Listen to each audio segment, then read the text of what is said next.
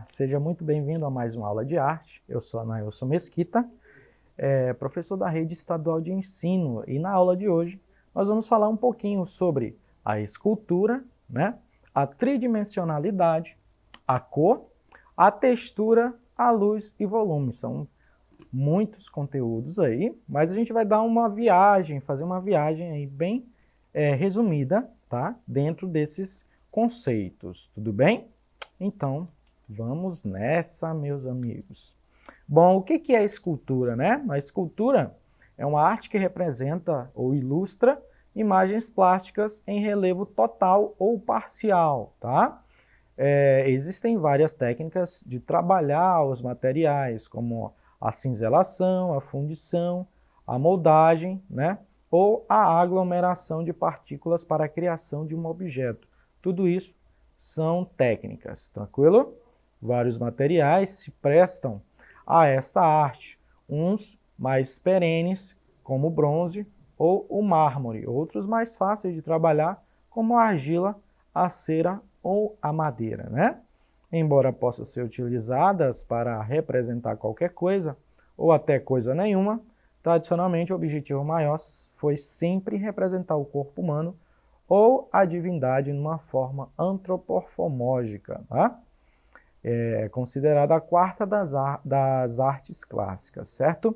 Então, como vocês podem observar aí, né, na imagem, nós temos uma escultura, né? E uma escultura feita aí de concreto, né?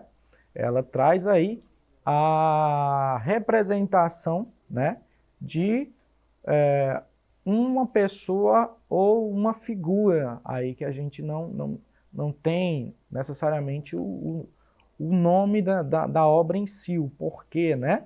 Mas, como o próprio texto fala, geralmente, né, a escultura ela é uma obra em relevo total, nesse caso dessa imagem, tá? No relevo total, e elas traz aí, né, a representatividade do corpo humano neste caso. Geralmente, também ela pode, né, representar deuses, né, e também aí outras pessoas, animais, né? Então sempre tem essas características, tranquilo?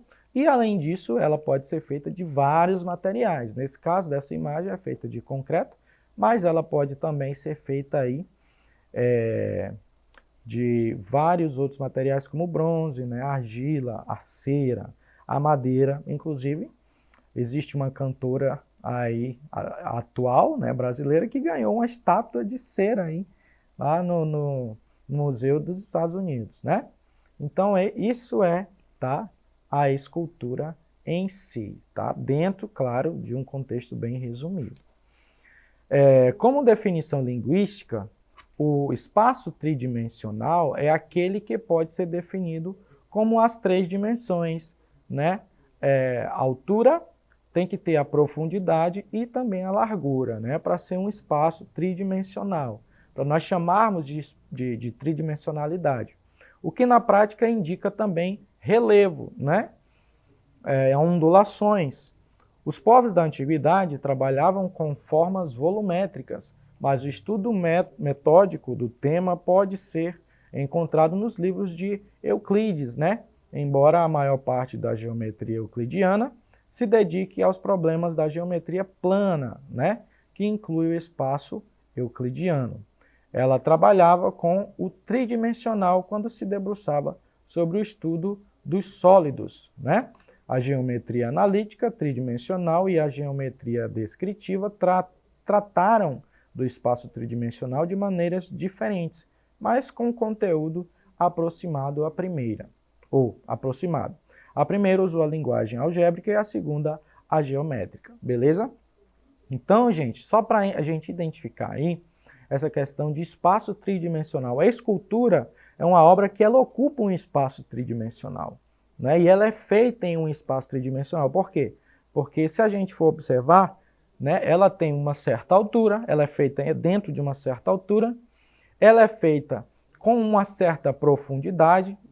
Como assim, professor? Profundidade, mais profundidade, né? Quando a gente entra em um açude, uma piscina, mas a profundidade também pode ser vista horizontalmente, tá, gente? Por quê? Porque a gente pode observar que temos medidas aí, né?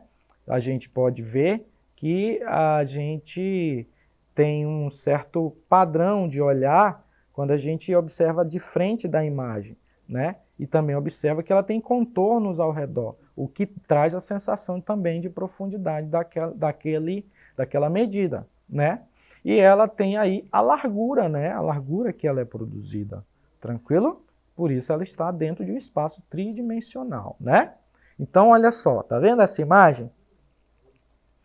Outra escultura, né? Nesse caso aí nós temos apenas uma escultura do rosto. Mas aí, ó, nós podemos observar que nós temos a largura, né? Nós temos a altura e nós temos ali profundidade. Qual que é essa profundidade? Essa sensação de distância que nós podemos observar do nariz para o restante da imagem. Olha só que bacana, não é verdade? Nós podemos observar que o nariz está mais próximo de nós do que os olhos, por exemplo? Podemos observar. Então, essa sensação é a sensação de profundidade, beleza? Tranquilo? E é também a unidade de medida, né, profundidade. Conseguiram entender? Por isso, essa imagem, tá? Ela está dentro de um espaço tridimensional. Bom, a luz, né? Ou luz visível é a radiação, tá? Eletromagnética dentro da parte do espectro eletromagnético que é percebido pelo olho humano, certo? Então a luz, ela é visível geralmente definida como tendo comprimento de onda na faixa de 400 a 700 nanômetros, tá? Entre o infravermelho, com comprimento de ondas mais longas, e o ultravioleta com comprimentos de ondas mais curtas. Então, o infravermelho tem ondas mais longas e o ultravioleta tem, tem ondas mais curtas, tá? Para a gente identificar aí rapidinho. Este comprimento de onda significa uma faixa de frequência de aproximadamente 430 a 750 terahertz. As propriedades primárias da luz visível são intensidade, tá? A direção que a luz se propaga, e o espectro de frequência, né, a largura com que, aliás, o comprimento, né, de onda e polarização dessa luz. A velocidade da luz, né, no vácuo é de 299.792.458 metros por segundo. Tá? Nossa, é muito rápido. E é uma das constantes fundamentais da natureza. Então, como a gente pode observar ali, ó, na imagenzinha GIF, a gente pode observar que a luz ela tem essa forma de propagação, né? Ela se propaga através aí do tempo e do espaço, tranquilo? E ela é um fenômeno, né, físico, tranquilo, minha gente? Na física, o termo luz às vezes se refere à radiação eletromagnética de qualquer comprimento de onda, seja visível ou não. Nesse sentido, raios gama, raios X, né, micro-ondas e ondas de rádio também são luz, olha só que bacana. Né? Como todos os tipos de radiação eletromagnética, a luz visível se propaga como ondas, né, como a gente já viu. No entanto, a energia transmitida pelas ondas é absorvida em locais únicos, da mesma forma que as partículas são absorvidas, né? Então, olha só que bacana a forma de propagação aí da luz, né? Os micro-ondas, né? E os rádios, os raios gama, os raios X, também são luz, não é verdade? Então, por essa razão, transmitem aí um espectro luminoso, tranquilo? Já o volume, né, de um corpo é a quantidade de espaço ocupado por este corpo, né? O volume tem unidades de tamanhos cúbicos, por exemplo, né? Centímetro cúbico, metro cúbico e outro parâmetro ali que eu não consigo descrever agora. Então, o volume tem uma caixa, né, paralelepípedo retangular de comprimento, né? Tamanho, largura e altura, né? Que é o H ali. Sua unidade no Sistema Internacional de Unidades é o metro cúbico, né? O 3 ali em cima. A seguinte tabela mostra a equivalência entre volume e capacidade. Contudo, não é considerado uma unidade fundamental, né, do Sistema Internacional, pois pode ser calculado através também do comprimento. A unidade mais comum utilizada é o litro, né, para a gente entender aí o volume. A gente pode observar também na imagem ali que nós temos dois pequenos frascos e nós temos ali 2 volumes, né? Nós temos aí 2 volumes de água ali diferentes, né, para a gente entender ali o volume. A cor é a percepção visual, né, provocada pela ação de um feixe de fótons sobre células especializadas da retina, né, do olho, que transmitem através de informação pré-processada ao nervo óptico impressões para o sistema nervoso.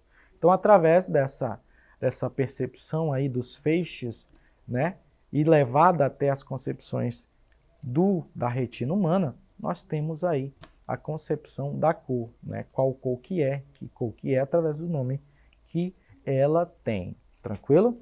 A cor de um objeto é determinada pela frequência da onda que ele reflete, né? Então, veja, até a cor ela tem uma frequência, né?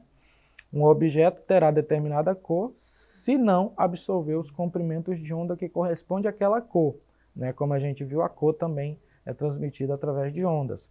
Assim, o objeto é vermelho se absorve preferencialmente as frequências fora do vermelho, né? Então aí nós temos essas compressões. Olha só, nós temos esse pequeno mapa onde nós podemos observar quais as frequências de cada cor aí, né? Neste caso, o vermelho ele vai de 480, né, a 495 terahertz, o laranja vai de 490 a 600, aliás, 590 a 625 terahertz aí, né? Então, nós temos aí essas ondas, tá? Pré-estabelecidas aí das cores, né? Tranquilo? E a textura, né? Numa pintura é a sensação tátil ou também óptica, tá, gente? Da tela. Pode basear-se na tinta e na técnica da sua aplicação ou por materiais adicionais como borracha, metal, madeira, tecido, couro, terra, areia e vários outros materiais. Tem impacto visual, né, como havíamos falado, também e o tátil, né? A textura na pintura estimula 2 sentidos diferentes, torna-se por isso um elemento único nas artes plásticas, né? Então a textura ela tem essa percepção tátil também e óptica, né? Às vezes o pintor ele quer retratar a peculiaridade real daquela imagem, mas ele quer fazer isso na obra. Por esta razão, ele faz isso com a tinta, né, com as cores. Tranquilo? Bom, só para terminar a atividade, de acordo com a aula de hoje, podemos afirmar que a textura, né, visual ou óptica tem características palpáveis, tem características naturais e pode ser encontrada na natureza, simula uma textura natural, todas as alternativas estão corretas. Então, vamos lá, a alternativa correta é a letra C, né? A textura visual, ela simula uma textura natural, né? Uma textura que a gente pode encontrar aí na natureza. Bom, espero que tenham gostado da aula de hoje. Por hoje é só e até a nossa próxima aula. Até mais.